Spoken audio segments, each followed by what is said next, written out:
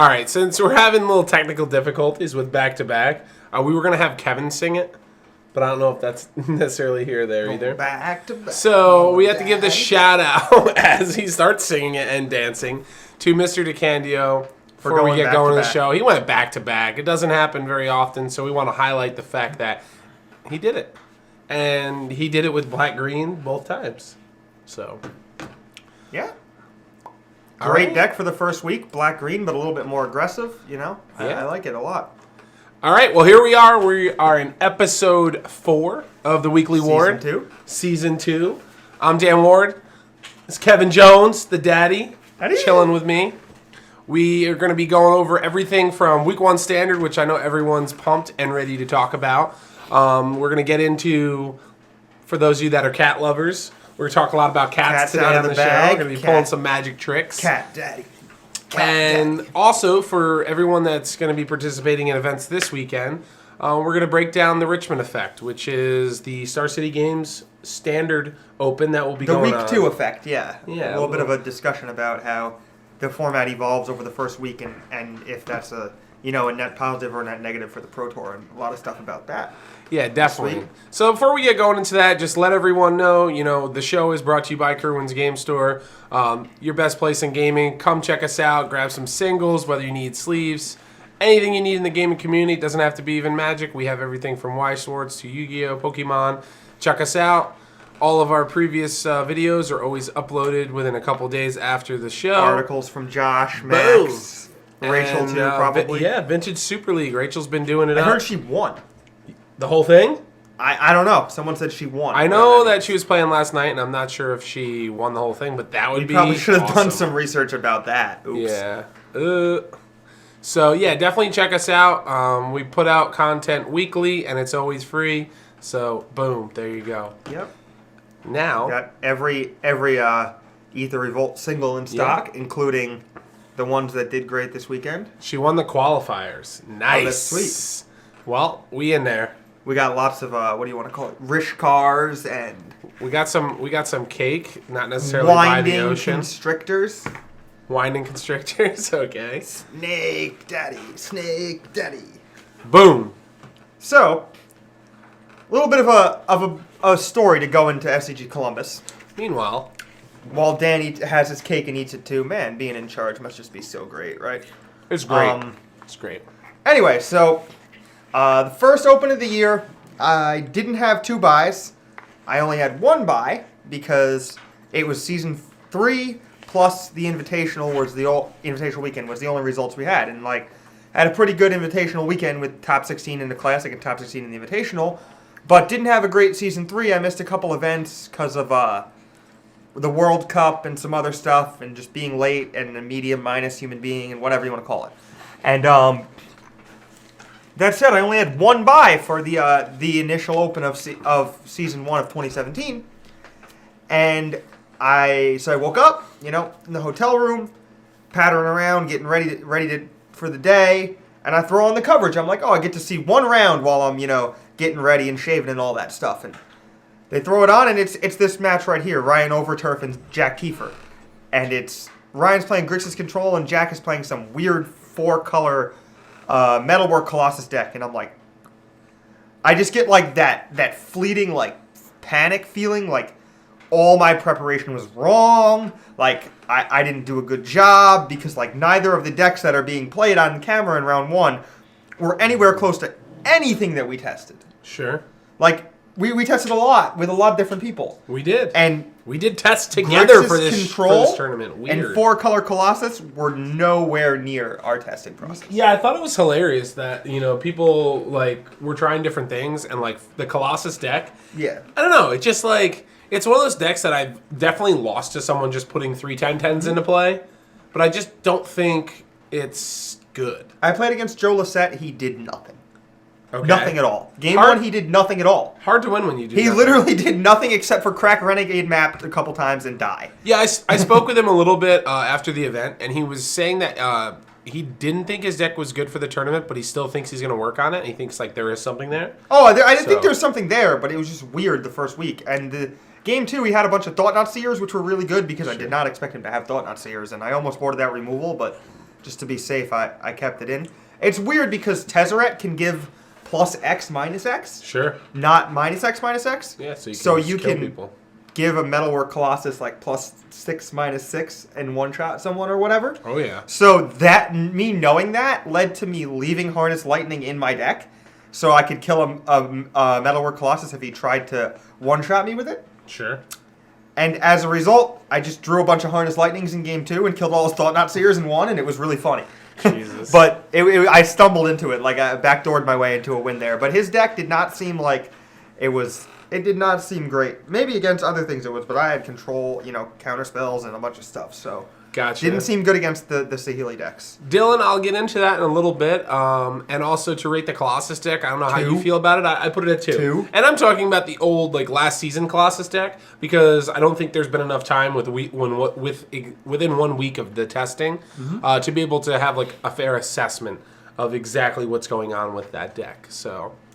But yeah, when I saw the first feature match, I just had that heart dropped. I was drove 9 hours, tested for the better part of a week and a half, and 2 decks I'd never seen before are in the feature match for the first round. What did I do wrong? Yeah. It was just but it turned out that I think my deck was really good. Probably misbuilt by a couple cards, but not nearly as misbuilt as everyone else's decks would be generally. So what'd you play? Played Jeskai Saheeli. To anyone's surprise? I mean, yeah, we'll get there. I'm sure you guys can find my deck in the top 64 decks if you try hard enough. Oh, and there's also a sweet deck tech. A deck tech with the daddy. You want to talk about green white because it did top 8. We're gonna go over all the decks. So just be patient with us. We're gonna pick apart. Yep, for sure. All of the decks, or actually the archetypes. I just wanted to you gave a little summary of your tournament. How did the actual tournament go for you? And then I'll kind of go over what I played and how it kind of assessed for me. You want to do that to lead into the top 8? Yeah, we can do that. All right, we can do that. All right, I played Jeskai Saheeli, worked on it for about a week and a half, changing cards here and there. And 2 days before the tournament, I was looking at deck lists, right before I left, people playing Oath of Jace. And I started to think about all the oaths, and I saw people blinking Oath of Nissa, and there was I did have a 4-color deck early on, but it was way worse than the ones that ended up being played in the tournament. They were actually pretty good, the 4-color Saheeli decks that got played in the tournament. But that's a little bit of a digression. Anyway, so played Jeskai Saheeli, worked on it a lot, had a whole bunch of different 2-drops in my deck, and then 2 days before I left, I realized Oath of Chandra was a card, and just put 2 of them into my deck because it blinks with Feldar Guardian, and that became my 2-drop. That basically hammered out my list. I put 1 Prophetic Prism in my deck because it blinks with both combo pieces, and I thought that making the combo pieces not dead on their own was really important, making them good with the rest of your deck. So I played Jeskai Saheeli. Started 4-0. Life was great. Lost the next 3. Life was not so great. At one point, all of us, our entire car was sitting at 4, or our entire hotel room was sitting at 4 and 3. Swag. We got to give out the honorable mentions and the shout-outs to the swag bus. Yeah, Colin Stiles, Chris Giuliano, and Dave Haas, our roommates for the weekend. It was a great trip. Do you remember, not to derail you here, but do you remember where the place that we ate was called in Short North? Brassica? Yes! If you're in Columbus, Ohio, besides the North Market, which is obviously insane, in Short North, Brassica, just do it. Just a Chipotle for Persian food? Falafel, shawarma, a Mediterranean Chipotle, assembly line style where you make your own pita. It was really, really cool. Awesome. I remember you telling me to before we get too far down the road. What's going on, Slim?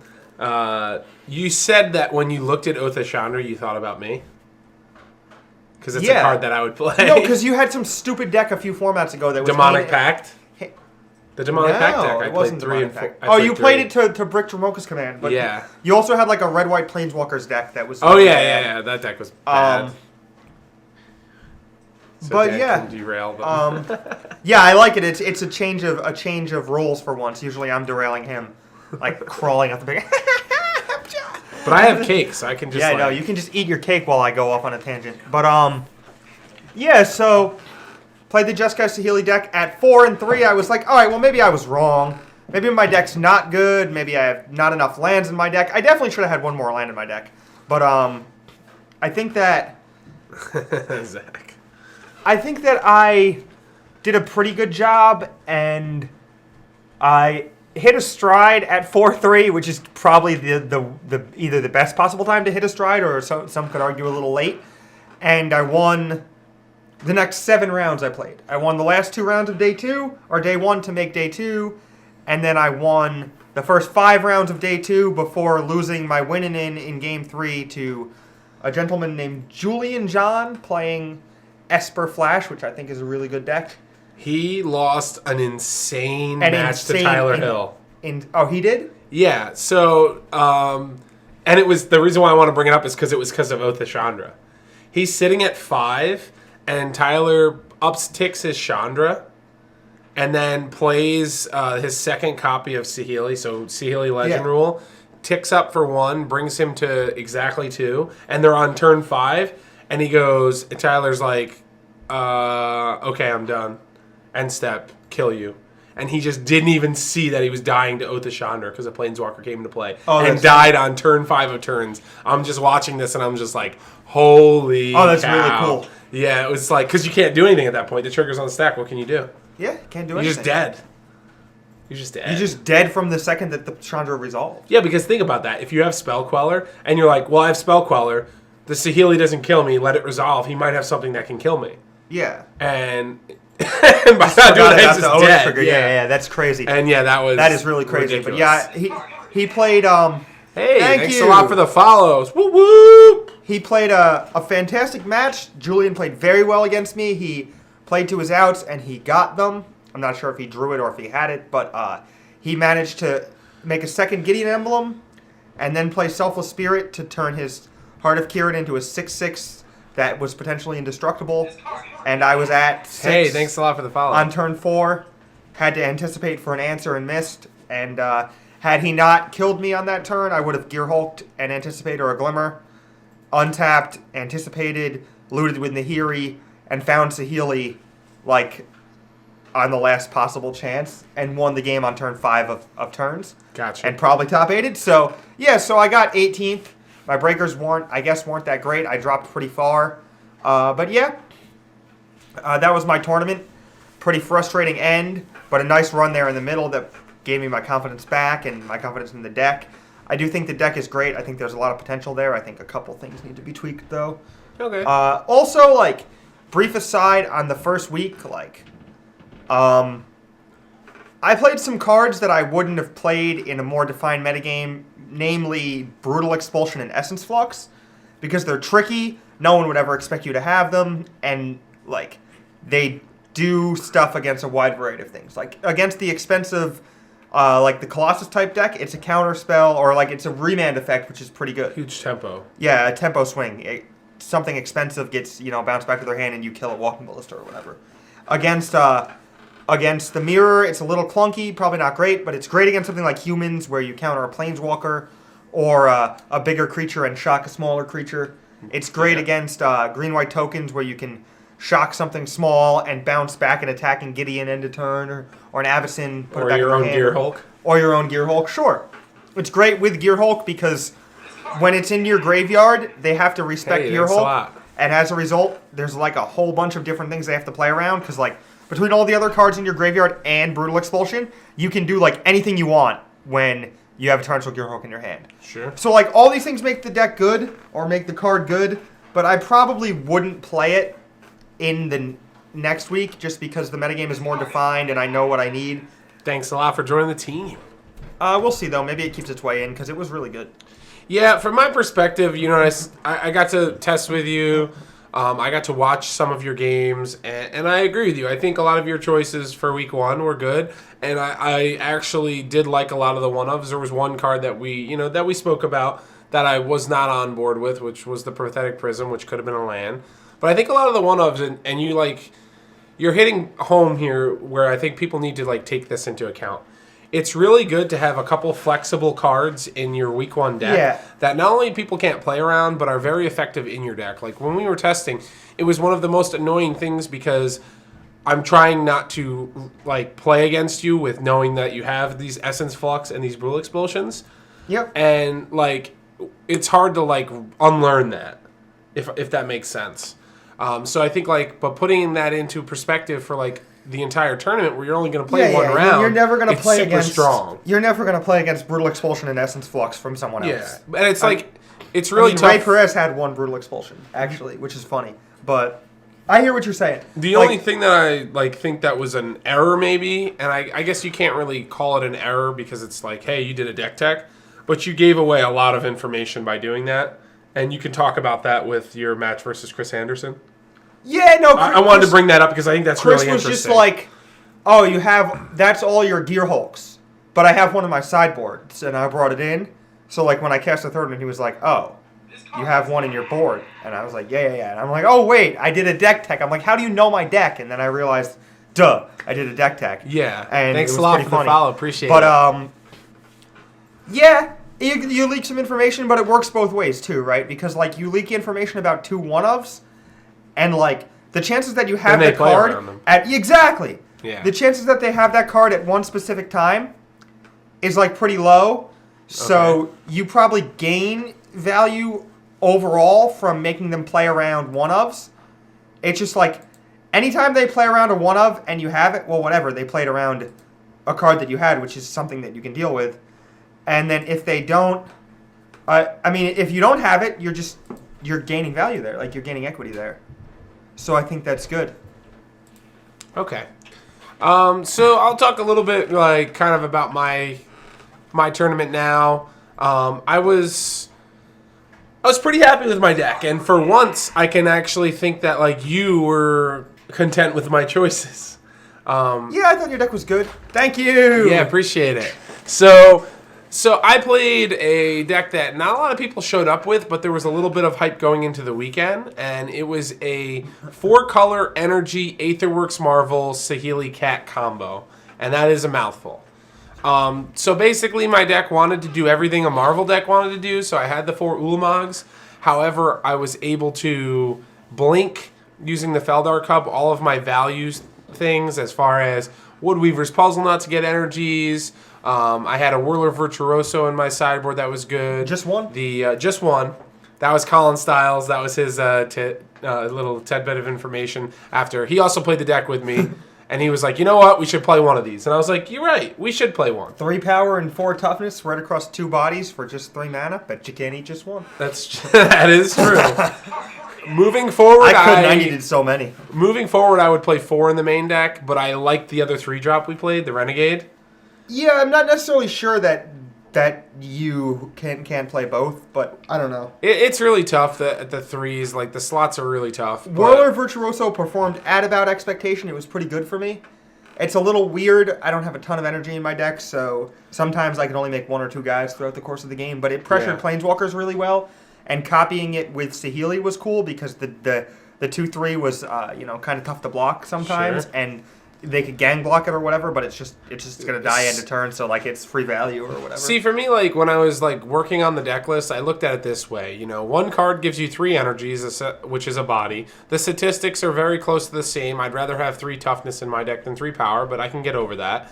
And you're trading 2 energy for 3, but you're getting a card. Mm-hmm. So to me, drawing a card is worth more than an energy. And so that's like what the trade-off was, and that's why I went with it. But after this weekend, I realized like having the flexibility of being able to make a creature when you need it and just survive, because I lost to a couple aggressive decks. Yeah, I think is really important, and maybe just because you're playing it safe with that, I think that you can cash out stuff that's not worth a card in the super late game or in top deck mode for like multiple tokens is pretty sweet. Like when you have Woodweaver's Puzzle Knot but no Marvel in the late game, and you just draw it with 8 mana in play and turn it into 6 life and 2 1/1 flyers. Sure. I think it's fine. Like I think Whirler Virtuoso presents a nice little side plan. Sometimes you have 5 tokens in play. No, it's actually really good because I think like what ends up happening is you present these unfair you're coming at them from like 2 different parts of an unfair world. Yes. And then Whirler Virtuoso presents that I'm fair and I'm going to beat you if you sideboard too much for these unfair If you have too many narrow sideboard cards that only beat Marvel or Like only negate. beat Ulamog. Yeah, whatever. That only beat the rampy, like, put something big into play strategy. Then you're just going to get beat by, like, the value deck with a bunch of flyers coming into play. And if you ever tap out for Fumigate, I just cat you. Yep. And it's just like so that's I'm moving on with the deck. I've done a couple changes already, but that's kind of where I was at. I finished 9-6. I felt like there was a couple changes, like we just talked about the Whirler Virtuoso that could have been different. A couple sideboard cards. I got to play Baral's Expertise, which I think that card's phenomenal. It's a sweet magic card. I like it. Given the top 4, I would have I guess we hit the nail on the head with playing 2 of those because they would have been good in all of those matchups. Mm-hmm. I played one main, one side. I was really big on that card. And I just feel overall, I lost a couple crazy games where I spun Marvel at least 4 times. And I think that the games where I missed Whirler Virtuoso were the 3 matchups I lost to vehicles and humans. I lost once to humans. It was round 1, and this is where it's like I always feel like whenever I lose within the first couple rounds, it's like, man, if I would have just had a bye, maybe I would have dodged this unlucky break. Or dodged the somewhat casual red-white humans deck that the guy with no buys is playing. So I'm playing against red-white humans. His name's Danny. And we go to game 3, and I think it was game 3. It was game 2 or game 3. And I see the one-of Whirler Virtuoso, and I have a turn where I can literally kill him. He has 2 mana up, and the only card that I can put him on is Harness Lightning, and I kill him through that. So I just spew the 12 energy to make 4 tokens. Sure. I attack him. He has the Fog. He has the 2 mana non-humans don't deal combat damage. Repel the Abominable. Yes. And it's an abomination. And he just blew me out, and I was just sitting here like, yeah, well, I can't do anything about that. And I ended up, the next 2 draw steps. It wasn't one of those, I was going to die in the next turn. It was the next turn, now I can't get in, my ground creatures. Yeah. Because now he knows, he's got to worry about the flyers. And then I had to, use a couple of them to block his big guys. Mm-hmm. It was just, a huge tempo swing. I ended up losing that match. And that's funny. It's kind of funny because, he ended up winning the Modern Classic with Ad Nauseam. Oh, that guy. Okay. Yeah, so good on him. He didn't make day 2 with the deck, but he ended up crushing the weekend anyway. And I felt like I played, like I said, I lost to a couple fast decks, and I lost to a couple of the Jeskai combo decks where I feel like we tested a bunch, and I think that's a good matchup. Yeah, everybody else had more counterspells than I did. They did. Which bodes poorly for you, I think. It does, but this is where we talk about the Whirler Virtuosos and diversifying the game plan is going to be more moving forward is going to be a huge thing. Wouldn't be good against me because I have Whirler Virtuoso. Yeah, but it would be good against the guys who have more counterspells. Yeah. So. Yep, I agree. So I could have been a little bit more fortunate on day 2. I literally lost 2 matches to my opponent pretty much being dead the following turn. One game I told you I had Cloud Blazer, Guardian Cloud Blazer, had all the energy, could use the Marvel next turn, and my opponent just peels over with 1 card in hand, just Sealy Rye, just literally turns it over. And got him! That happened to me twice, so cat. Woo! Splinter Twins back in Standard, and you just got to be ready for that. And I felt like there was one match against Ronnie Rittner. It was a feature match on day 1 that I could have played a little bit. Could have played a little bit differently. You said he was good. He did something. He slow rolled me, which was a little. For someone that I don't know who he is, I've seen him on the Star City circuit. And not that this is, I'm trying to, start something necessarily, but that's just kind of hey man, just don't do that. It's just not cool. Well, what if he just never played with the Magic cards before? I think you're not giving him I think you're immediately assuming that he's when I'm tapped out. What if he just messed up? Whatever, right? Yeah. Okay. So if he messed up, then I'll forgive him. But when you're tapped out and and your opponent has shock in their hand, I don't know what you're doing. I mean, I got told I slow rolled someone when what actually happened was I Felidar Guardianed my. I think I had to, for some reason I had to blink. I blinked my Gear Hulk, and I just continued resolving the blink, and I was and and then play Saheeli and kill you when he had no cards. But he was like, well, why didn't you just do it? And I'm like, because I was in the middle of resolving my ability and just wanted to like finish resolving my ability because that's like how you play Magic. I don't know. I didn't stop doing it in the middle. So apparently Ronnie went 9-4 and just dropped. So like I got no hard feelings toward him. I just didn't really. It wasn't a pleasurable experience. So okay. Would it have been more pleasurable if he didn't slow roll you? If he just shocked me, I would have been like, hey, good games, man. You beat me. Like, straight up. But the fact that, like, the way that the sequence happened, that he had 2 spells, that both of those spells killed me. Yeah. And I was like, so you couldn't have just top-decked it and then been thinking, you know? You had both, like, in your hand. Also, like, not everybody is thinking the same way you are. Like, they're not thinking about the same things you're thinking about at all. Like, did you have any cards in your hand? Sure, but I was tapped out. Okay. I was tapped out and my Marvel was activated. Yeah, once your Marvel's tapped, he should probably kill you, but whatever, right? Like, you don't lose 2 rounds because he slow rolled you. Who cares? Sure, fair enough. So before we get on to the top 8, which we'll get into next, I just wanted to talk about an interaction that happened. Someone was in the chat earlier that was talking about, hey, what was your coolest Aether Revolt interaction? And this happened not with me, but with Colin Stiles, the other person that was playing the deck that I guess my good friend acquaintance, like you kind of got me with the Poughkeepsie guys, mate. Yeah, the squad, the hashtag swag bus. We're gonna be referencing Dad Chris Bus. Giuliano and Dave Haas. And Chris Colin Giuliano Stiles a lot. Is perpetually underrated and underdressed. The dude is way better at Magic than people think, and he just constantly wears, like, nonsense. Oh, thank you. Playing slower. All right, so the coolest interaction was Colin was playing the Aetherworks Marvel Energy Cat deck. Yep. His opponent was on vehicles, I believe, and attacked everything at Saheeli. Sure. I think it was like Bushwhacker, tapped out type of thing. So, what's going on?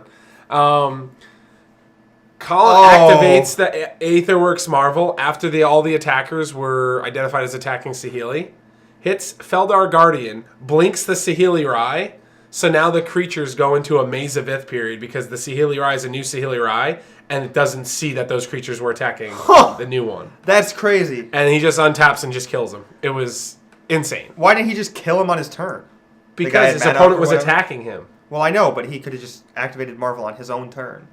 Sure, but you don't do that because you want to add... So the complicated thing with playing this deck is you don't Marvel on your turn all the time because, 1, you could be doing it into open mana, and 2, if you don't hit the cat there, which is like... Then you want to add your outs to Ulamog, to Burrell's yeah. expertise. Like, you don't want to like put it all in. It's fine. It's fine. I like it, though. It's really funny. I had a cool interaction as well. I was playing against Chris Anderson. After winning Game 1, we were in Game 2. And in Game 2, Chris ultimated Saheeli and got a Gear Hulk, and because it's things with different names, his second choice was Dynavolt Tower. Okay. Which you cannot combo through Dynavolt Tower if they have at least 5 energy. They just bolt your Saheeli and it fizzles your combo. Hashtag bro from Peru. I know who you are. And yes, you should play slower. So, what I could have done, and I didn't actually get to assemble the utter trickiness, was cast either... I think I had Saheeli in play, so cast Guardian. Oh no, I had Guardian in play because I didn't want to get Saheeli bolted. So I had Guardian in play. I could play Saheeli, and if I was able to resolve and keep my Gear Hulk alive that I played in the end step, I could play Saheeli, minus target Guardian, and then when he Dynavolt Towers, I could Torrential or Essence Flux Torrential Gear Hulk and disallow the activation and then kill him. Oh my god. Which is crazy, right? Yeah. I had my Marvel disallowed multiple times this weekend. He ultimated Saheeli and I just didn't disallow it. I just forgot that you could do that. I just had multiple mana and disallow in hand and just chose not to do it because I'm really dumb and forgot that it did that. Card's great. Yeah, it's great. Card does so many things. I thankfully won Game 3 because he entered the cleanup step without playing a third land and just died, but I'm real dumb. Real dumb for not just You get hit with the bat. No. The punt. Oh, the punt! 1.8. Thank you, punt bot. Where is this statistic? 1.86 punts? Yeah, I also think that... That's like the Green Bay Packers probably. No, probably more punts per than minute. that. Per minute. Oh, per hour, maybe. Per hour, maybe. Then like 5 punts in the game. Joe.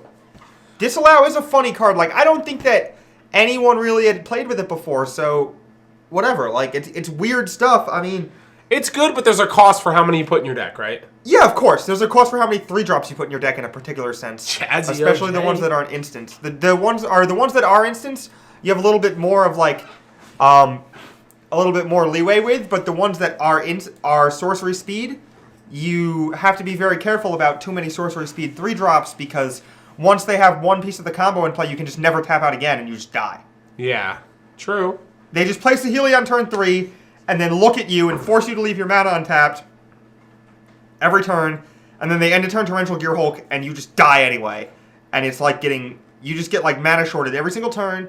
Just so frustrating. You need instant speed answers to Saheeli when you build the deck in the future, and I think one of the ways to do that is Avacyn. I think Spell Queller is also in consideration. Have you even played the card Mana Short before? Because I've played it before. 2 and a blue. Upkeep Mana Short Steal you. all their mana. Upkeep Mana Short you. You know what happens sorry. else? You know what happens next? Untap Upheaval Floating 3. Psychotog. Ooh, 6th edition? Go. Oh my god. Attack you. Discard my hand. Discard my graveyard. Take 20. Holy Boom. cow. Holy cow. I also played a card that is arguably better than Mana Short. It was Mana Short on a 4/4 Flying Fairy for 4 mana. Mistbind Click? Yeah, okay. That card was sweet. Who didn't play that card?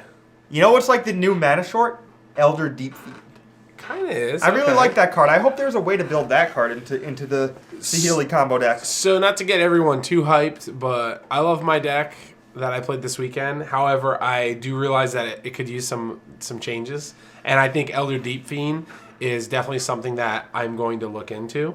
I have 2 right now I'm testing with it, with the Whirler, because it's just like, people feel bad killing the Whirler Virtuoso. I don't know about like feeling against your deck. It's so different.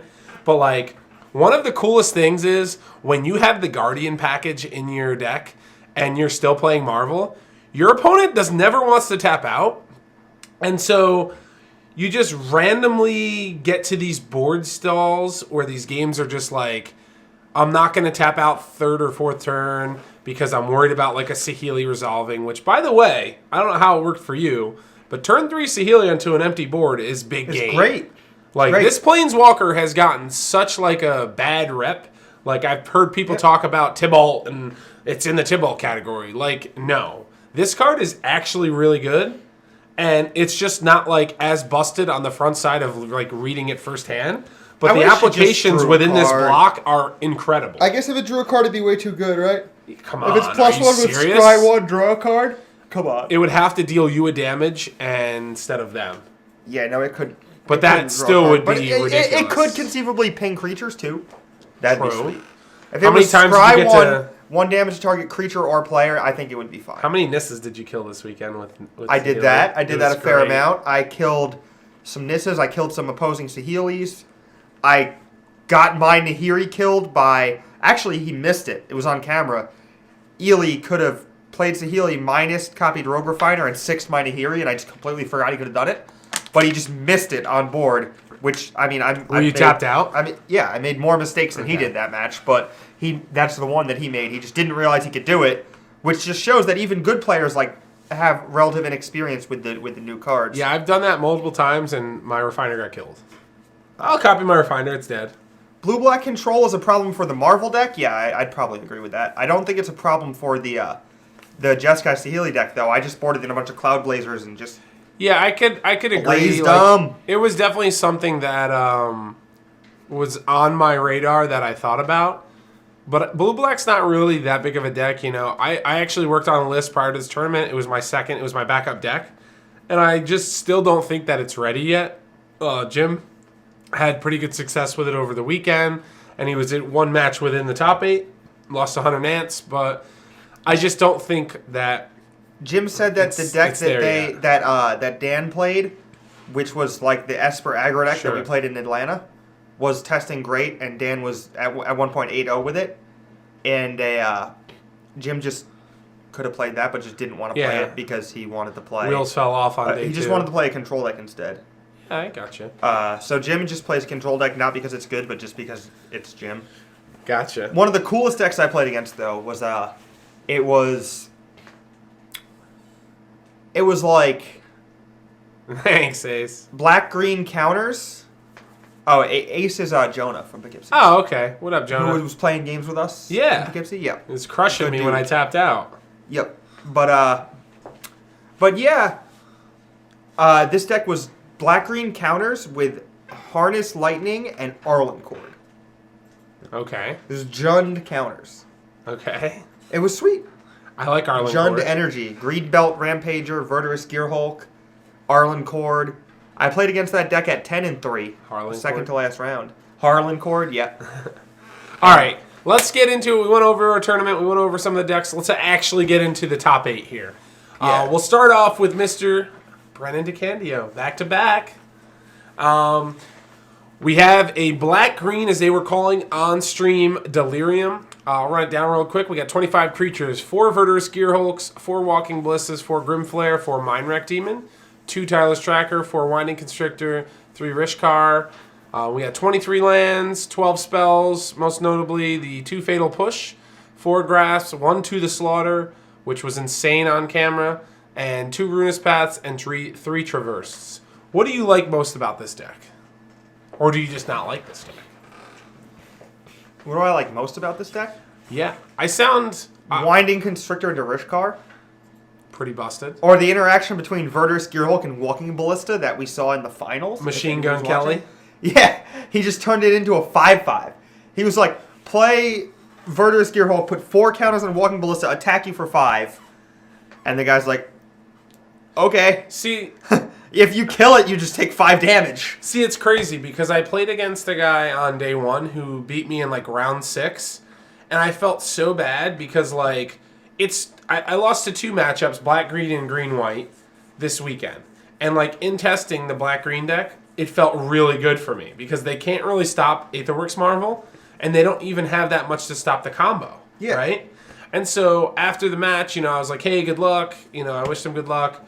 And then we talked, my opponent on day 2, and I was like, hey, how you doing? And then we talked a little bit and had some more constructive conversation about it. And I just felt like the games where this deck draws Winding Constrictor and the games when it doesn't are so far apart. Like, there's such a big disparity between its good draws that include Constrictor and its draws that don't. Yeah, that I just thought the deck, and I told him this too, I was just like, you know what I mean? I'm not, trying to... say your deck is bad, but I just felt like your deck, like this deck is not as good. And it sounds really stupid because 2 or 3 different black-green decks made the top 8. And, they're different. I think this deck is great. But I think this is obviously a great choice for week 1. But I don't think that this is going to be a deck that is going to stay in the format as the best deck. Is what I'm saying. I don't think it'll stay in the format as the best like deck, but I think it's a fine week 1 deck. It was a great week 1 deck. It's I'm like not taking away from Abzan that. I aggro. just feel like this isn't a good deck. I think it's a good deck. It feels like Abzan aggro to me. I think it'll stick around. It'll stick Okay. around towards the top of the format. It's not quite as good as Abzan aggro was. Oh it doesn't my have God, broken that's- things like Siege That's Rhino. broken in the chat. Hardened Scales. Imagine if that was still legal. Affinity with Walking Ballista. Oh yeah, you my just put 20 God. counters on it and kill your opponent on turn 4. Yeah, that could be a thing. Jesus, that's insane. It's kind of cool. It's also kind of gimmicky and silly, but whatever. You like that kind of thing. I like Kalida's Trader of Get in the sideboard. I like that as well. Obnixilis and Nissa Vital Force. I really like To the Slaughter, which Brennan used to great effect in the final. It was insane. The most Blowout. ridiculous blowout. Yeah. I'm sorry. Like, I go back to you, and I lost one match like this, too, to green-white, of just getting Walking Ballista, Gear Hulk, just blow you out. Like, Yeah. here you go. I'll attack for 6 now. Oh, you're at 6. You're dead. You know what's really good against that? Brutal Expulsion. That's true. You know what else is very good versus that? Killing them before Killing them on turn 5. 4, yes. And so looking at this deck, though, it's very surprising to me, and I think you can look at the sideboard, specifically the Lost Legacies, and look at the fact that, like, they knew that this Jeskai Cat deck, there would be a lot of different variants, and they know it would be there, but If their your main board- board is not good versus it at all. No, it's not. Ruinous Path? Are you kidding me? Yeah, I mean, yes, you have 4 grasps and 2 fatal pushes. No, you have 4 ballistas and 7 instant speed answers, or 5, sometimes 7 instant speed answers. I just mean the Jeskai decks are just so consistent with being able to play Torrential Gear Hulk and kill you, just grind you out like a control deck. Yeah, or even just playing a turn 2 removal spell into open board Saheeli, and now they're dead. Now you just have to tap out for. Do they have the Ruinous Path or To the Slaughter? Or the game's actually over. Hey Max, what's going on? Like I said, I like this as a week 1 deck, but I'm not too sure it's going to stay around. I think the Winding Constrictor is really powerful, and in a small sample size, which we have is just 1 week, I feel like this deck really outperformed, I think, itself, if that makes sense. So, as long as you can get, this is an interesting question in the chat, as long as you can get up to 4 power attacking on turn 3, the combo largely doesn't matter. I don't know that I agree with that. I think that the 5 toughness or 4 toughness is really important because it dodges like the average sized harness lightnings and the shocks. But my Oath of Chandras were in my deck specifically so I could beat Winding Constrictor. Okay. So that they play turn 2 Constrictor on the play, and I could Oath of Chandra it on the draw, and then try to, even if they played Nissa, like I could shoot their Nissa down and hopefully stop them from, since they don't have many 1-drops at all, I could stop them from, killing my Saheeli the following turn. And it was a pretty good play, and I played against Black-Green once. It was the Jund Counters deck, and I crushed him. Wasn't very close. I lost to Green-White, but I think it's because I sideboarded stupidly, and that's really only why. And he had main deck authority of the consoles. Sure. That's what a lot of them were doing. Hunter Nance also had to. That's who I lost and I just think that's a consideration to saying, we know our deck is not good versus the combo, but we're going to put these blingers in there that if we hit them, we can steal games. I think Heart of Kirin is a good answer to the combo. I agree with that. I also think that there's this weird thing going on, by the way, with that card, in the sense that the deck plays 0 other... And we'll just pull that one up before we get into Steven Dykman's. I wanted to show the similarities and the differences, but let's pull Hunter's deck up since we're talking about it now. And what I wanted to get into is by playing 2 of these cards, you make your deck that much better or that much more of a percentage against the Jeskai decks, as well as give yourself more turn 1 plays because you only have Drabin Inspector and Oath of Nissa. So we're talking like 10 spells now, which is like... Oh, that is Hunter. Oh. Oh, that's cool. Hunter! You have no ballistas in your deck. You're crazy. I can't believe you beat me. I'm not going to say anything, but I do think that Authority of the Councils was a good decision if you didn't want to go higher on Stasis Snares. But what I really like about this card, and it's really sweet, is that being able to play this turn 1, now you turn 2, let's just say any of your turn 2 drops, which is Pacifist, Sylvan Advocate, throwing out Nissa into Gideon, now the rest of their creatures are coming in tapped, Heart of the Kirin, whatever, and it gets so ridiculous. The amount of, steps behind your opponent is as the game progresses. Yeah. They're always behind.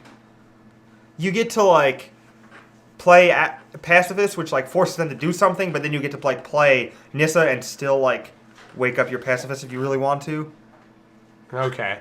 So, I'm, talking about this deck now that I can actually see the numbers. We're talking, 8 Planeswalkers, 15 creatures, and 12 spells.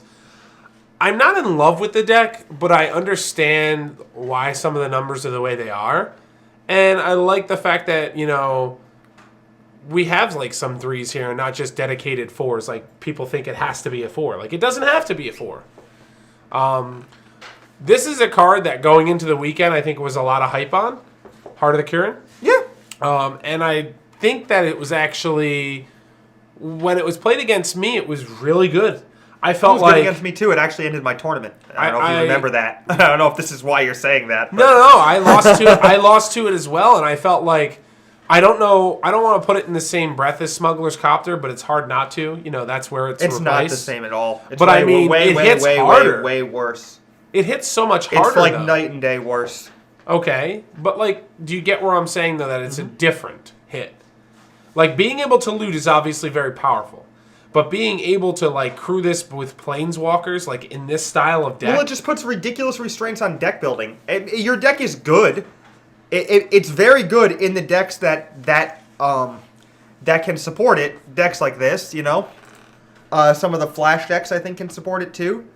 It is good as a 6/6. That's funny. That's how I died. I don't know if you know that. He had Heart of Kieran with 1 Gideon emblem.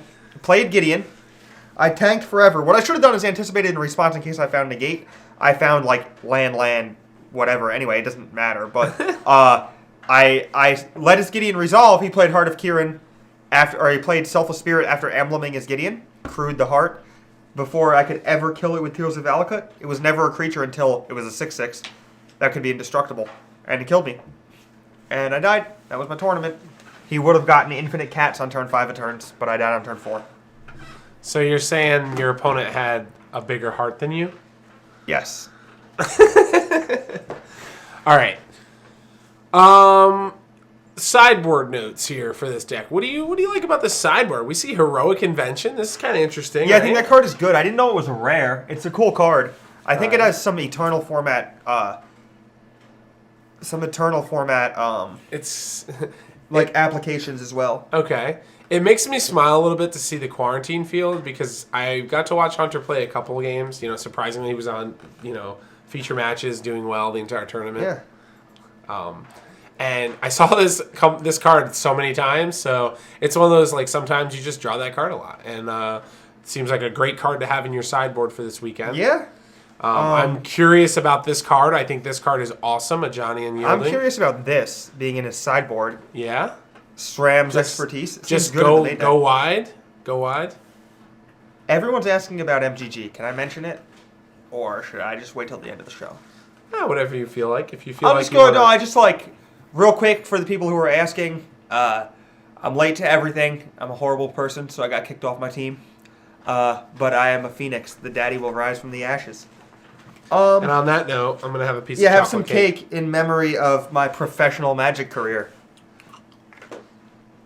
There you go. It's great. One more bite. I had a pretty good professional Magic career. One more bite. There you go. You want a bite? No. We'll save some for later. I don't like to mourn my own failures. But anyway. All let's right, roll. So we're not sure on the SRAM's expertise, but I like it. Maybe there's just some decks that, like on turn 4, when they're planning for Gideon. Thank you. Appreciate the follow. You're far too kind. Wow, that was a 3-dab, triple dab. So all in all, Hunter, good job on the tournament. Deck looks sweet. We'll see what happens this week. All right. No, you're good. You didn't bring up a sore subject. It just kind of deviated from what we were talking about. I didn't want to derail the conversation or have it dominate the chat, so I just tried not to answer it, but it was getting overwhelming and dominating the chat, so I thought that maybe I could actually get it to go away if I talked about it. All right. Daddy doesn't need a team. I'm great. The team is me and Max Mitchell. He has a lot of hair, and I have no hair. And he talks about fish, and I don't, and that's the team. Yeah, Max, let's make it happen. I am my own brand. Thank you, Omar. That is Omar, right? That is Omar. All right. Now this is the second version. You want to give a rundown. This is the aggro version of the green-black deck. Hey, appreciate the follow. Yo, this thing is just ridiculous. The Aether Sphere Harvester. Okay. It's just so good. Every time I watched it play, it was so good. I also like this card, Glint Sleeve Siphoner, the new Dark Confidant card. It was good. It was good when I watched people play it. It was pretty good in it was pretty good in that Jund Energy deck. Drew some extra cards. I don't know. I just like it. I like this deck a lot. Thanks a lot for the follow. I just think again that this deck is a assortment of relatively underpowered Magic cards that gets much better when you have Winding Constrictor in play or Verdurous Gearhulk. Okay. But aside from that, I think that the deck is fine. I'm not afraid of this deck at all. Yeah. I think this is a great matchup for Jeskai Sahili. I'm probably wrong. He probably beat a bunch of people playing it, but I'm convinced that people played it without knowing anything about what they were doing in the first week. You're just a control deck, but you can just get on the board so well. Oath of Chandra, Whirler Virtuoso, you just mess around. You just blink stuff, get silly. It's great. Yeah, I can't. What do you think this version versus Brennan's version? Which version do you like more? Probably Brennan's version because it's just a little more flexible. Okay. But I really, really like Aethersphere Harvester. Derek's machine says that this deck is 70% against Jeskai Saheeli. You want to know why I think it is? Laughable. I think this is part of the reason. 2 Nissa? Only 2 Nissa? No, I think it should be more, but I think the fact fact it should be more too. I think only 2 is scary. When I was playing against Jeskai, I came up with there was something that came up in the matches, and I was like, man, I wish I had the 4th Saheeli because I played 3 this weekend in my sideboard. And when you're on the play versus the Jeskai decks, if they don't have a negate on 2 and you stick a Saheeli or a Nissa, the game's like over, like 85%. You're like 85% to win that game. Well, when you have the combo in your deck, you're 85% to win you're heavily favored when you play Saheeli on turn 3. They don't have an answer, then they can just never do anything again. That's why. Sure, but I mean, this deck is similar that you can, if they play a creature, you can have a removal spell like you just talked about. But if they stick this, your deck has Brutal Expulsion, but besides actually burning it out, which your deck doesn't have a lot of reach to the face. Yeah. We're talking tick up, tick up, tick up, tick up, and like now being able to like have this threat going after them with the threat of actually having Fatal Push and Grasp, I think is like a huge thing. So, well, I think that you got Whirl of Virtuoso to pressure it. I think you got Saheeli Pings to pressure it. I think you got Gear Hulks that are. Yeah, the Jeskai decks do have trouble pressuring Planeswalkers. I agree. That's why Whirl of Virtuoso is in my deck because I think that I actually put one of these in my sideboard. I know it sounds funny, but one to add the amount of copies of 3 mana Planeswalkers up to 5. I just don't think this one does the same thing that Saheeli does. The Saheeli puts restrictions on what they can do with their mana because it threatens the combo, and that's the reason why. That's the reason why the lopsided games. It's literally like night and day when you have Saheeli on the play and you don't. But think about if you had the access to green mana and what we talked about with the upgrades to my list. So take out the railers for putting in Whirl of Virtuosos. Now having this with Whirl of Virtuoso, how insane is that versus the Jeskai decks? Oh, I didn't down ticket? Yeah, I didn't get Jeskai. I didn't get fumigated all weekend by Jeskai. I kind of like that. 5 mana improvised Thopter dude. What do you think about that? Oh, I think that's good too. That's interesting. The 4/3? Or no, you're talking No, it's a 2/2. No, the 2/2 right? That brings guys to the field. Maverick Thopterist? Yes. What else does it do? It's just a 2/2 for 5, right? Yeah. Yeah, 2 drops are key. I think that something like Thing in the Ice could be good. I don't know. In this deck too, do you think? Well, I guess he's got enough 2 drops with Servant, the Siphoner, Walking Ballista, technically, and Winding Constrictor. Yo, what if I played in my Jeskai Saheeli deck 2 copies of the Monkey Girl? That's interesting. Kari Zev. You just want to put monkeys in play? Well, I just want to pressure their Saheelis. It's not bad. And like it doesn't die to shock. Yeah, it doesn't die to shock. Guardian doesn't really block it very well. I guess Guardian just blocks the monkey, but then it dies to shock afterwards. True, or Harness for 3. Yeah. No, it can't even block. It's got Menace, right? Yeah, it can't block. It can block the monkey, so. That's what she's the monkey girl. She's the girl that brings the monkey on her shoulder. Sure, sure. All right, you want to go over this deck? This is one of the decks that was played by Team Card Hoarder. This is Robert Graves. You want to give a rundown of the deck? Oh, sure. 4-color Saheeli. Here we are. Yeah. Oh, I like the Shielded Ether Thief. There it is. The Thief. I am playing 2 of this in my sideboard. I realized how powerful it is. It's a sweet card. There's the donation goal. I will be Ragavan for Halloween. if we fill the bar. Sure. These main deck, 4 main deck spell quellers. I like that. That's interesting. I really like this deck. So the creatures, 20 creatures, 4 Felidar Guardian, 4 Rogue Refiner, 4 Servant of the Conduit, 4 Spell Queller, 1 Whirl of Virtuoso, 1 Shielded Ether Thief, and 2 Cloud Blazer. Then 4 Saheeli Rai for the Planeswalkers, and then 2 Prophetic Prism, 4 Harness Lightning, 2 Shock, 4 Oath of Nissa, and 3 Attune with Ether is the 15 spells. And then 21 lands with the 4 attunes. I think this deck could play Elder Deep Fiend and probably should.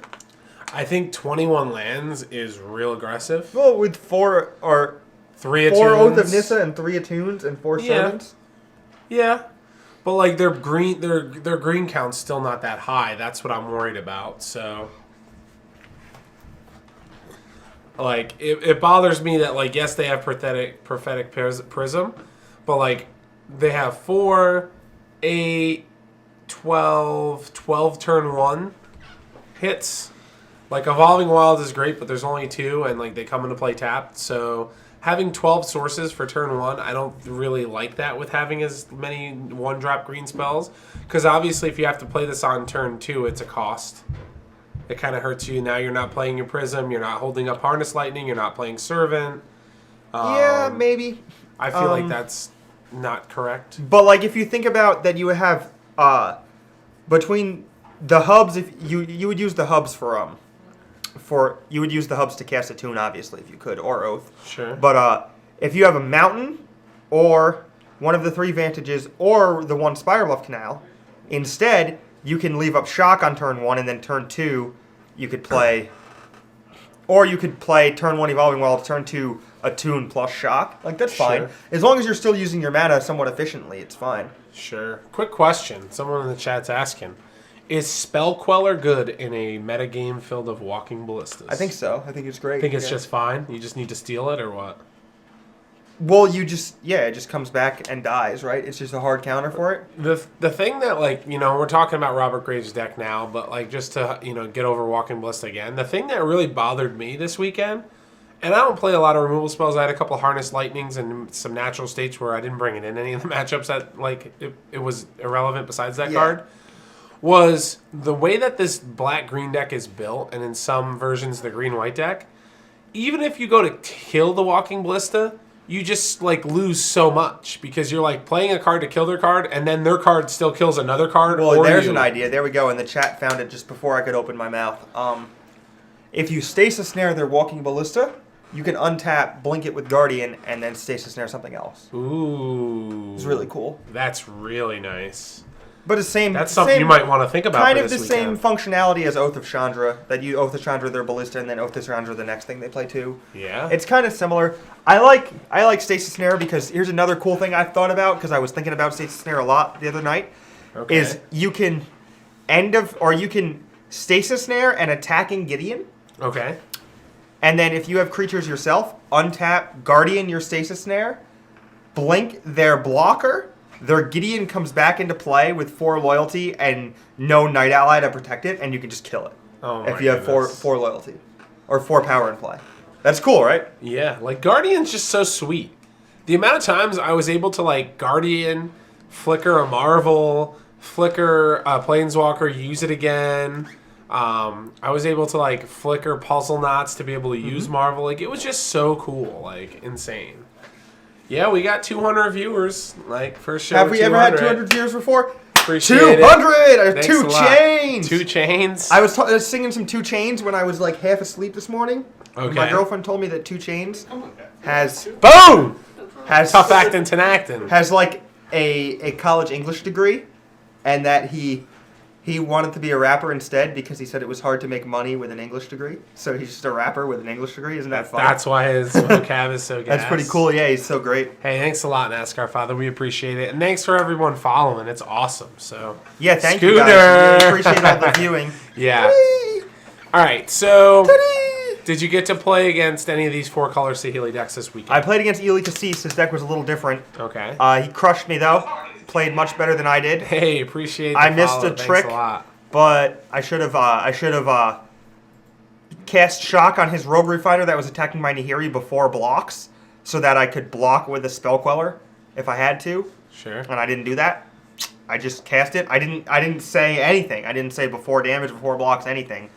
But I didn't feel right being like, oh, by the way, this is before blocks, so I can ambush your creature. That would have been sketchy in my opinion. So I just, I just let it like work out. Yeah, those are weird situations that come up, unfortunately. Yeah, I don't know. I mean, it's possible that it's assumed to be before blocks, but I think if you don't say it, it's assumed to be before damage. I'm not really sure. Yeah, it kind of depends on like how you've been playing the games, I guess. Yeah. Like how the game's been progressing. Well, it's just a really, really random thing, right? Like they attack your Planeswalker and you shock the blocker. Or the attacker, like, what's happening? Like, why are you, you're just doing that before damage, obviously, but you're supposed to do it before blocks as well, because, like, then he negated it, and I spell quellered his negate, and then he had Harness Lightning for my spell queller, and I had Essence Flux. Team KGS. But it doesn't work that way. Like, I can't stop the shock from getting negated. I would have to blink the spell queller with Harness Lightning on the stack. It comes back with a counter on it, but then I can't exile. I could exile Harness Lightning if I wanted to, but I can't exile negate because it's under spell queller already. It goes back on the stack. Sure. The spell queller can't exile the negate. We need to get you one of those boards. It can exile my own shock. Okay. So later on down the road, exiles my own shock, comes back as a 3/4, eats his Rogue Refiner. I have Nahiri and a 3/4 queller with my shock underneath it if he ever kills the queller.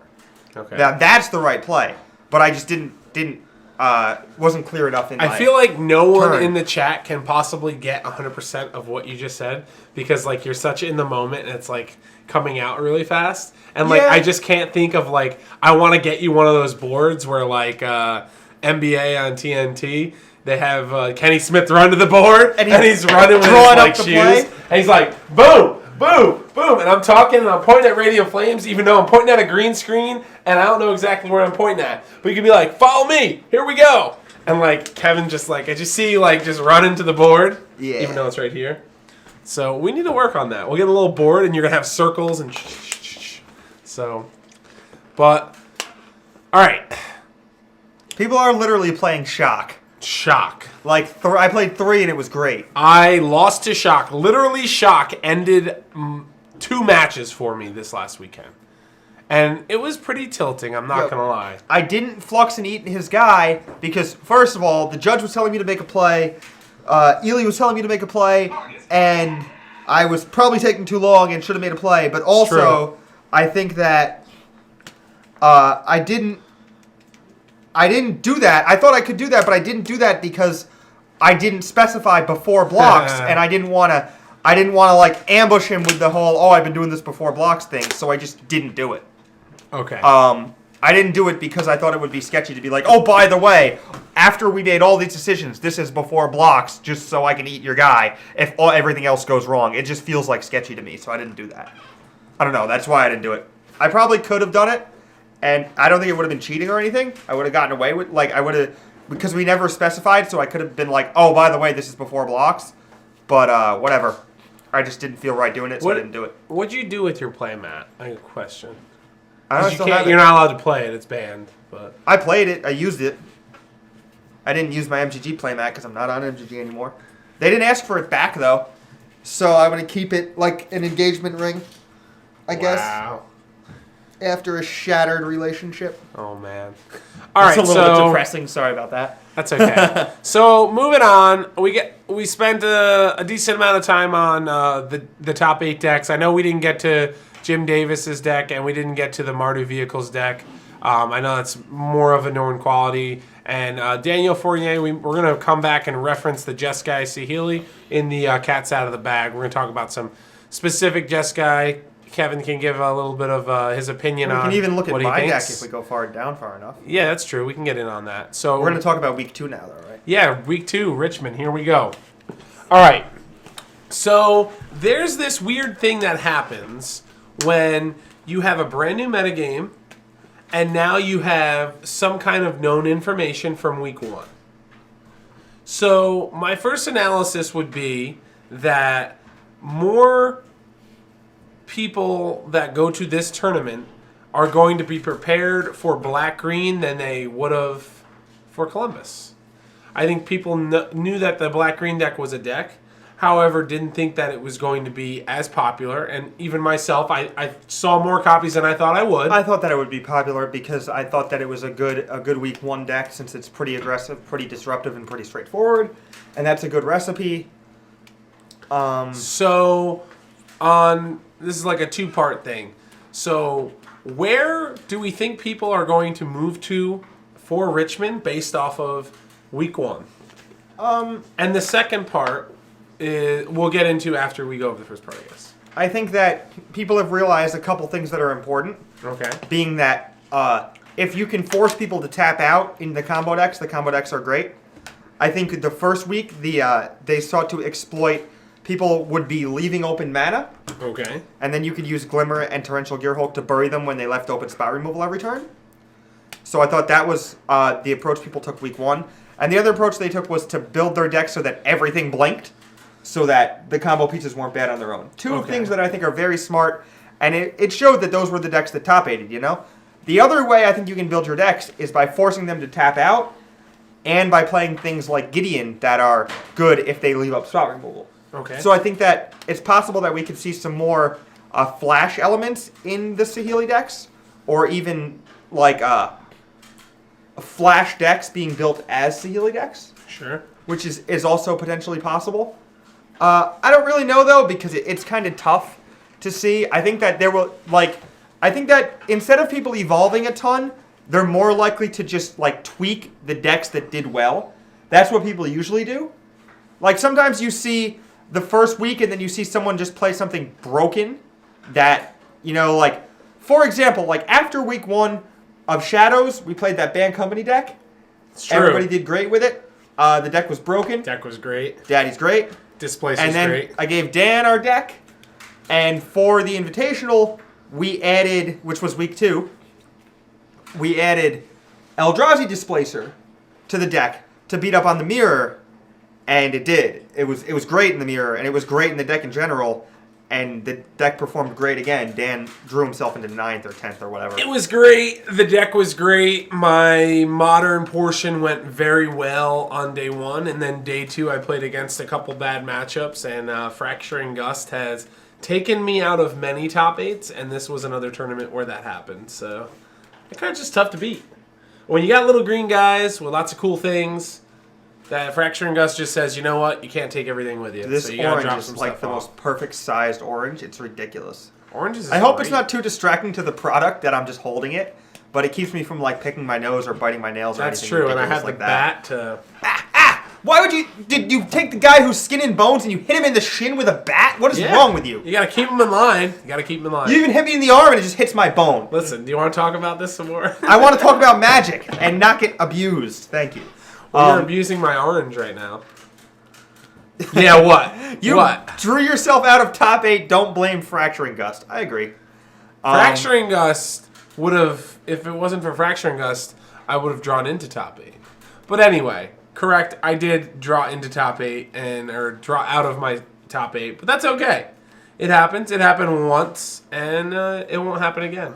So this is not product placement. Kerwin's did not start selling oranges. We should. I do think that the market is open though, right? We don't have a lot of good fruit. We should. We in could be Catskill. selling Florida oranges here at Kerwin's Game Store as the ice starts to melt from this tundra last 2 days of storm. Imagine that if it was like a really drastic transition. Like as soon as the ice melted, there were just oranges on the trees in town, and everybody came out, and there was like palm trees and like wild animals and stuff. And it was I love like how Florida. we're talking about like new standard, and then all of a sudden, all it takes is like a deck that we bring up that you put together, Band Company, that leads to Fracturing Gust, that leads to Boggles in Modern. I don't think we led to that. Everyone's in the chat. Boggles. No, they're talking about deep feed. A Boggle here, they're talking a about Boggle there, deep a feed million and Saheeli Boggles. decks. I think I agree with you, Scooter. I tried, believe me, like the first 2 Saheeli decks I built were like blue, red, splash, white with 3 drops and Deep Fiends. But it was really awkward. It forced you to have a lot of stuff, and I think Deep Fiend is much better in the 4-color deck, as they're not really starved for they're kind of starved for interaction anyway, and they could use it as a way to combat the combo from other people, as well as a way to kill people who do have the combo. Or to kill people who do have interaction. Andrea also has the bat next to him. That's great. This is kind of like, I guess this gets in the topic to what we're talking about. One of the coolest things that happened to me this weekend was I was playing against an opponent that, from the looks of it, was playing a 4-color energy deck. And then they played turn 2 Selfless Spirit. Then they played turn 3 Saheeli Rai. Then they played turn 4 Feldar Guardian, and I realized my Harness Lightning wasn't my Harness Lightning. And you just died? It was me dying. When did this happen? This happened against Will. Yeah, that's great. Yeah. I don't know if I actually lost or if he actually, like, I killed that and then he missed a land drop or something. But it was a sequence that happened that, like, it just led me to believe, like, man, this is good. And he had Deep Fiend in his deck, too, because he was playing Pilgrim's Eye. Yeah. And I was just like, That was in Will's thinking deck? in my head. I think his deck sounds good. Yeah, and Archangel Avacyn, he had 2. Yep. And I was just thinking in my head, I was like, thank God they banned Reflector Mage, because geez. That would have been broken, yep. Ugh. Would have been gross. So, I think that Jeskai Flash without the combo and with Deep Fiend is too underpowered after the banning of Copter and Reflector Mage, so I would play the combo.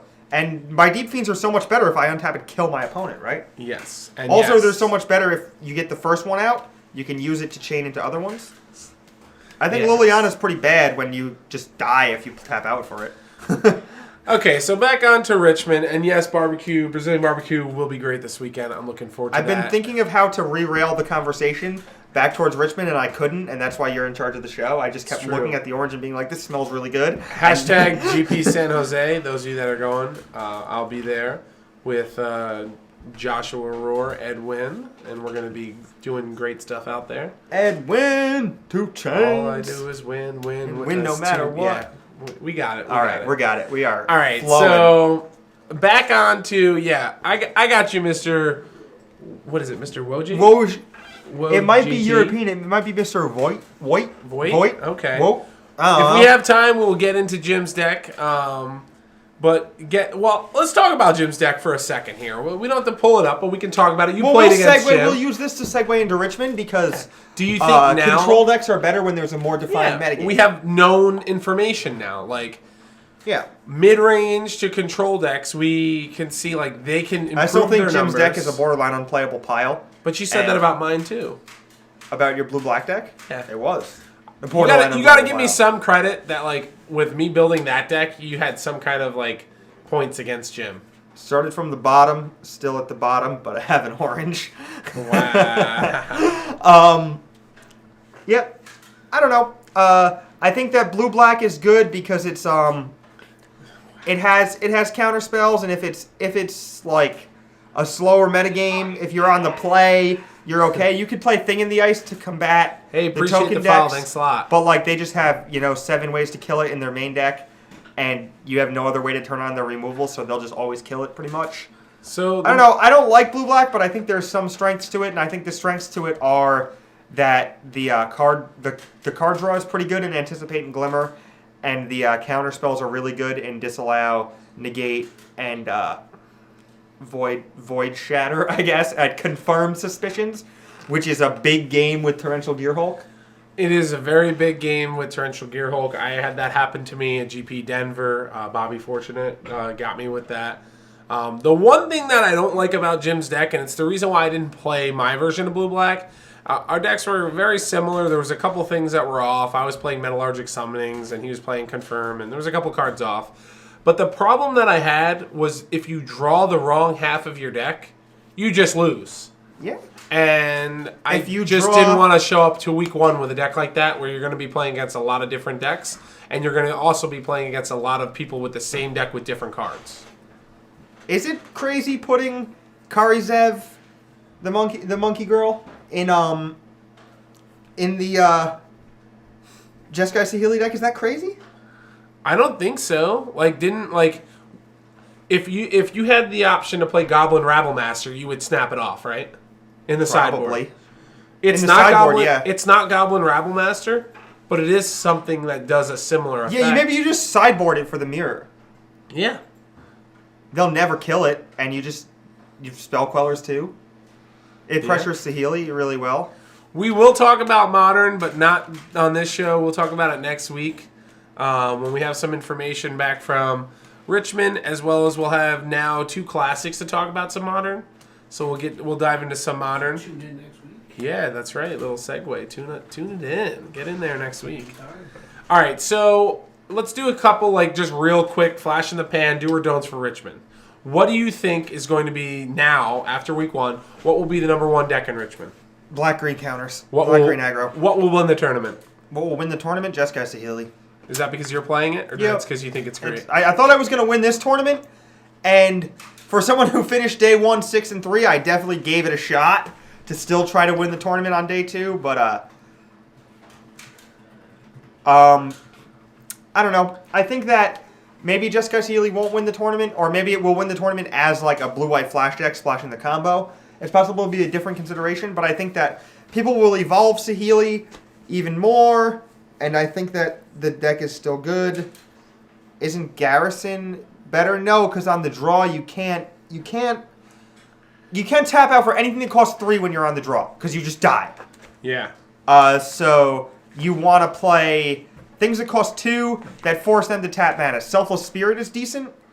Kari Zev, I think, might be better than Selfless Spirit. It's close. It's also like Kari Zev's a solid blocker against any of the more aggressive decks. Like, it's a great blocker against Expedition Envoy and stuff like that. But I do think that people will make tweaks to the Saheeli decks. I think that all their weird cards they played because they weren't sure of the metagame will be hammered out, and I think there'll be less misbuilt decks. I think that the combo is still great and puts ridiculous constraints on people's deck building, and I still think that at the moment the best shell is still probably the Gearhulk version.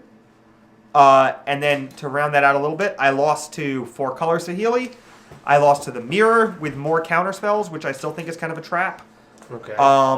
I might play 1 or 2 Disallows main deck, but I don't think Whirl of Virtuoso should be cut. I think the card is great. I think being more aggressive is better than being more controlling, especially when we know what we're battling against. We know exactly how to attack it. We know, like, the spots. Going into Richmond, we know the spots, like, in people's mana curves that are the most pressed, which is 3s. If you can really force, the tempo of the game to be controlled on turn 2, like, you know what would be really good? Smuggler's Copter would be really good. But it's banned, so we got to suit for or settle for, like, the best. I'm like actually like looking at you like you're gonna have some 2-drop that's gonna change the face of the tournament in Richmond, and then you come at me with a card that's banned. Yeah, I mean, Kari Zev is good. I think Thing in the Ice does it kind of. Jesus. Thing in the Ice is a little weird though because it's kind of hard to flip, and you want to play like more sweet stuff. It's also weird with Whirl of Virtuoso, which is also in your deck. That's one of the cards that I was kind of surprised that didn't show up as much as I thought it would. And it's not that I thought Thing in Ice was going to be like all over the place, but I just thought that there would be a place for Thing in Ice, and there just wasn't. Yeah, it's weird. The card should be good. The format, just like a lot of things have changed. Smuggler's Copter and Reflector Mage are gone. Like, that opens up a lot of space for Thing in the Ice, but it still hasn't really reached its potential. And BFG, just to finish answering your question, it was Jeskai Saheeli, as in the Mirror, 4-color Saheeli, green-white tokens with main deck Authority of the Consuls, and Esper Flash, which I think is a great deck too. I think that's a deck that'll do well in Richmond as well. If they can figure out their black-green matchup, Esper Flash or Esper Aggro, I think is a great deck too, because I think that the key to unlocking this format, besides building the best Saheeli deck, will be building the best Metallic Rebuke deck, or the deck that can best take advantage of Metallic Rebuke, because I think that card is really, really powerful. Sure. I'm going to go out on a limb and say that I think the deck that will surprise a lot of people, and I'm not sure if it's going to win the tournament just because I'm not sure if a lot of people have time to put it together, is a 3-color mid-range deck. I think we're going to see an Abzan or a... kind of like the 4-color energy deck, but just a mid-range control shell with Kalidas, Fumigate, Painful Truths, maybe Yahani's Expertise. That is going to definitely come out, I think. I think people now know what they have to fight against, and like Fumigate destroys. That deck sounds unplayable in a combo metagame. Maybe, but you have Grasp of Darkness, Transgress the Mind. Like, it's not that far off from what the black-green deck has. Bant mid-range is closer to playable. It has Reflector, or not Reflector Mate, Spell Queller and Avacyn, Stasis Snare. Sure. But then it also gets to play like green cards, but I don't know what green cards you really want. Maybe Pacifist. I just feel like with the mid-range deck, your deck can deal with the combo by not caring and playing Transgress and Grasp. So you have deal with the combo. They just bury you under card advantage because you're keeping up Grasp. But you don't have to keep up every Grasp. turn. You do have to keep up Grasp or you die. No, not if you're playing cards like Nissa, like we talked about. There was exactly one time the entire weekend where my opponent just tapped all their mana and let me have it. Or maybe more times. When I had one half in play and my opponent tapped all their mana and let me just have it and didn't respect it at all. Chris Anderson, I played Saheeli on turn 3, passed to him. He played Saheeli on turn 3, and then I just untapped and killed him. Sure, but maybe he couldn't beat it anyway. He's like, have it. Well, you can't beat Saheeli on turn 3 if you're playing the Mirror because they just ultimate it and get a Gearhulk and you die. Yeah. But I do think it's probably the right play, but it just shows that you can't just be like, hey, have it, because a lot of times they will. All right. They just will have it. All right, before we go on to the last little part Metallic here. Rebuke was great against me. What one card do you think should be in the sideboard for this weekend? In the sideboard, I like Spell Queller. If it's not in the main deck, I like it as a sideboard option because it's really good against the combo decks, and it's really good against some of the Walking Ballista decks. Okay. I think the sideboard card that, to flip the question a little bit, the sideboard card that will be in sideboards, that is the worst card, is Radiant Flames. I think that card is horrible. I agree with you. It was bad in my sideboard. Nothing. I never wanted it because all the go wide decks. Actually, sorry, scratch that. It's good against humans. It's very good against humans. Sure. It's not good against any of the green go wide decks because they all have Planeswalkers too. So when you Radiant Flames, either they already have Gideon or Nissa in play, or they untap and play those cards because you tapped out for a sorcery. Yeah. So like either way, it puts a lot of tension on your deck. But I think that the sideboard cards that we'll see play, I think the Red Implement is a cool, cute way to answer the combo that cycles. And even though like it's kind of a bad card, it replaces itself for the low cost of 1 mana, so it's not that bad. Sure. I think that a card like that is probably better than Authority of the Consuls, which is actually just a mulligan a lot of the time. People are building their Saheeli decks so that they can get value out of both halves of the combo, even when they're not comboing. Sure. And when they're doing this, they're making your Authority of the Consuls just even worse, because it's like, now they have 8 cards to your 6, 9 cards to your 6, 10 cards to your 6, and then just like, oh, you drew hate, but you just got ground out by a bunch of Rogue Refiners? Like, yeah, surprise, surprise, your deck is built poorly. You have sideboard cards that don't actually do anything.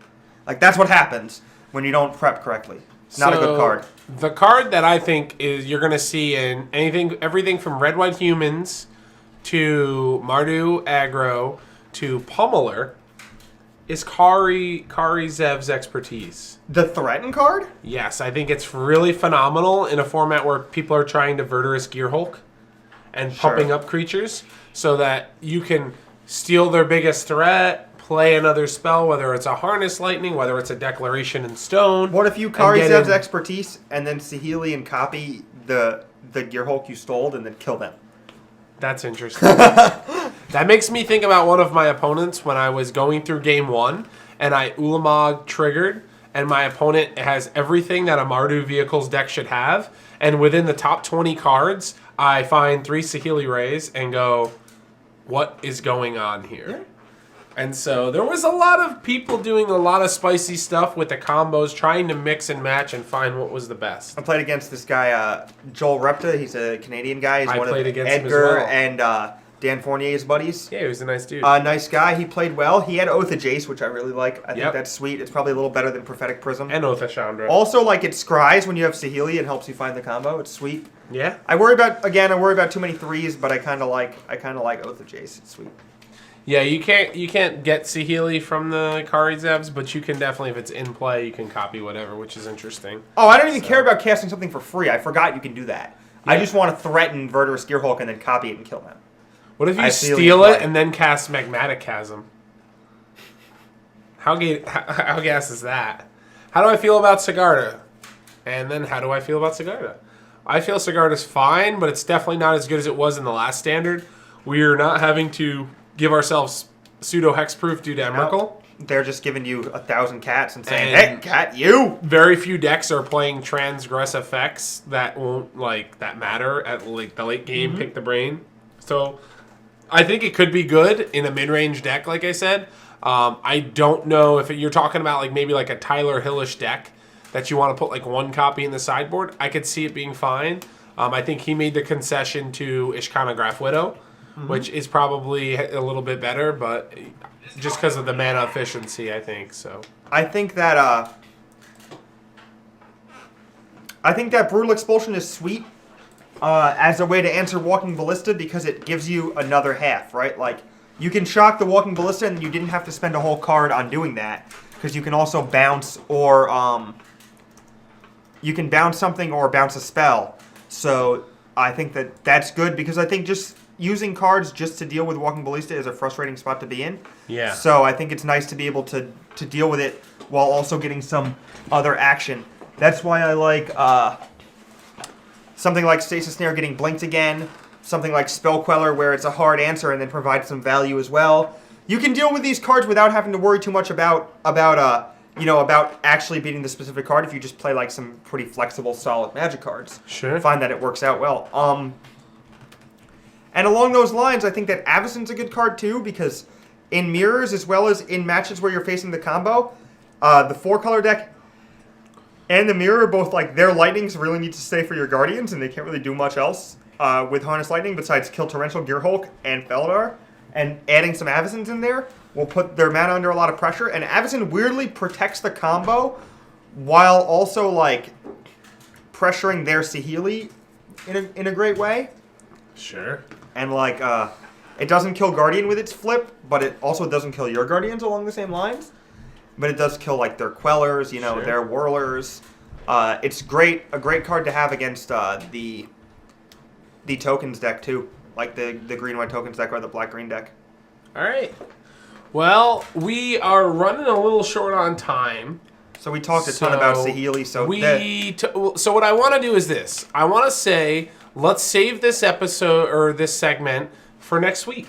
Sure. Let's get back to it. And what we're going to do is we're going to take 2 weeks of cat tournaments to figure out. Exactly. And we can go over the decks and, promise to talk about your deck and the top 8 version that Daniel Fournier played. And we can talk about what differences actually happen. And you could talk about it from the perspective of playing both tournaments. So that's going to kind of wrap it up for today. I wanted to say thanks a lot for everyone that was in the chat. We had broken our 200, shattered our record. Just smashed it. Thanks a lot. We do appreciate everyone following. I'm going to smash this orange against my face if we fill up the donation bar. I gave a bunch of shout-outs. I wanted to give one last one to Kazu Nigre.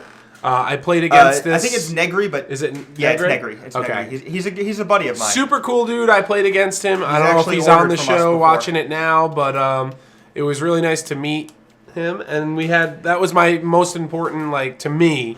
That's the match I will look back. The best experience you had. Yeah, we just had so much fun. I just forgot a trigger on the Fox, and I was like, now you can tell everybody how bad I am because I forgot a trigger. And we just had I got a pleasant experience. To send us off too, if you don't mind. Let me just do the little promo here before we get into the daddy story to send us off. It's a brief story. It involves casinos, and it's great. So we're talking standard. We got Richmond this weekend. Next weekend, we got regionals wherever you're at. You saw the promo flip right there. If you're around the New York area and you're interested in playing some high-level Magic, come to our store on Saturday, Chat loves Daddy. February 4th. They do love Daddy. What a great name. Thanks for the follows. I'm not going to get mad about that name. Oh, my God. So come check us out. We're taking pre-regis now. We are going to be limited capacity at 250 people here. I wasn't planning on pre-registering. I hope I don't get shut out. I hope you do get shut out because then I'll actually have a chance to win a tournament. Yeah. Because I can't win if you're in the tournament, obviously. So definitely check that out. And, like I said, we got free content coming out weekly. Kevin's going to be having his Accumulated Knowledge series. I've got a video coming out with Grixis Delver. Give you guys a lot of of info. Believe me, I've worked pretty hard on it so far, and I've only done one of the parts. Yeah, it's going to be coming out probably early next week, I'd like to say. It's going to be the episode 1.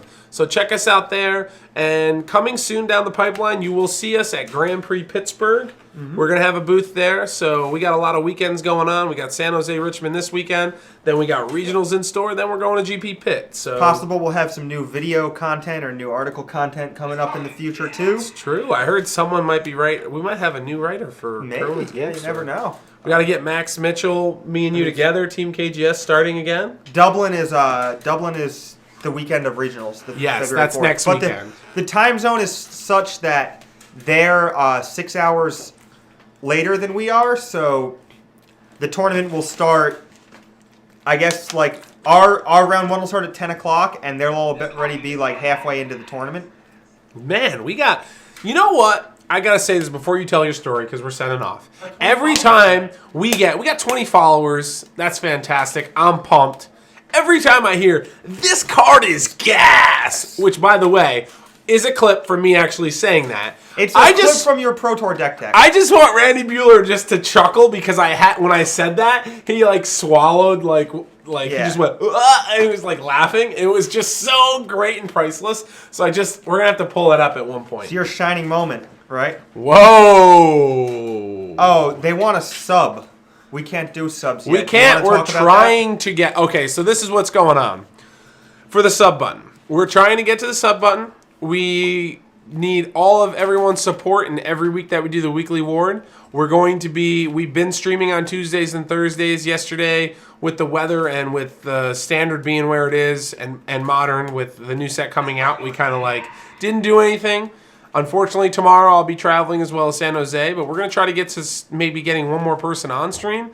But until we get enough time in there, we're kind of like stuck where we are in the mud. So just keep supporting the show. And as we grow, when we get to 300-400, maybe Twitch is going to come to their senses and let us be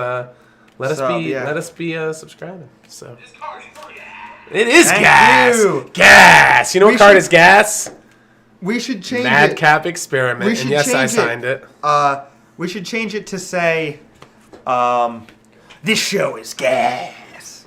This show is gas. All right, but before we leave... We need a gas can, but that's probably not allowed. Before we leave, let me send you guys off with a story. Story time with Kevin Jones. Sunday night, my buddy Rob Vaughn was in town. He used to live in Jersey. He moved to Indy, so he was in town for the Open. He lost playing for top 8, and so did I. Too bad for us. But anyway...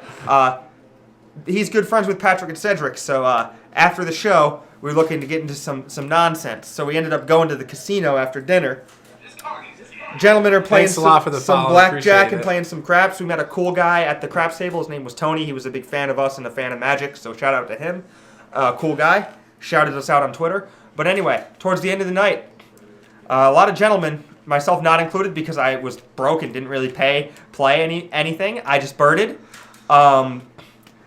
A bunch of these guys had lost a good chunk of money, and then last hand of the night they were playing blackjack, and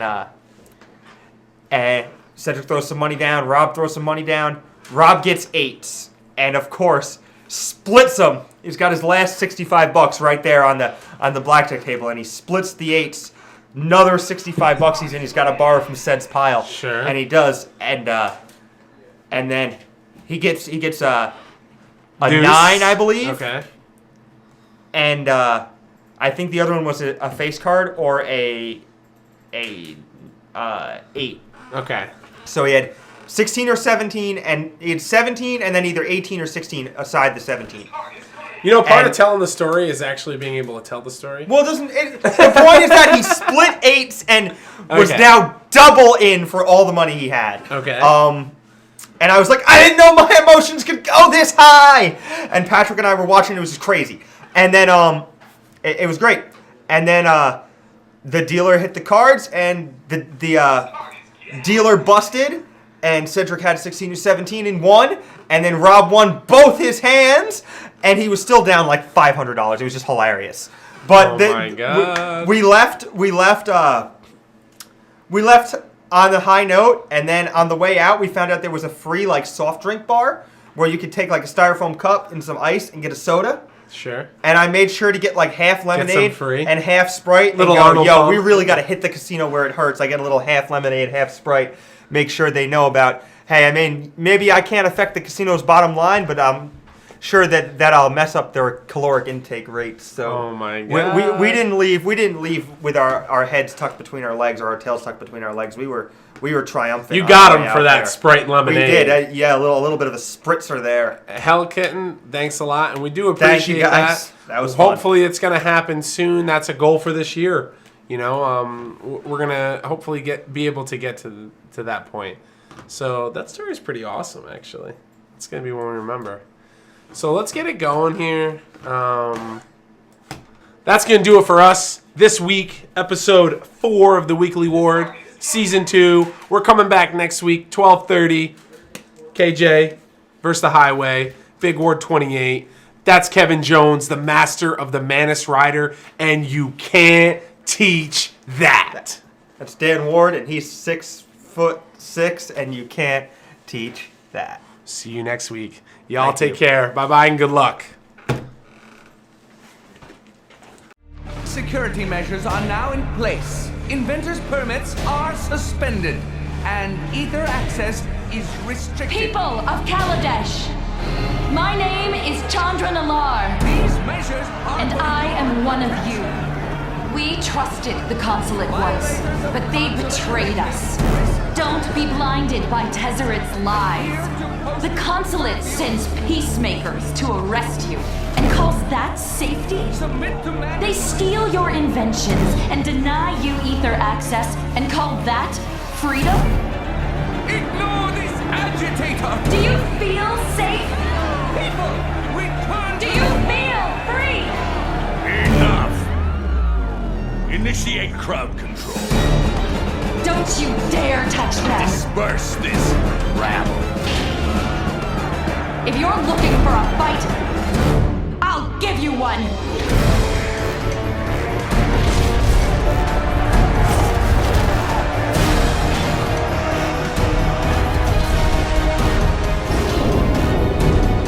It's time to take back the power!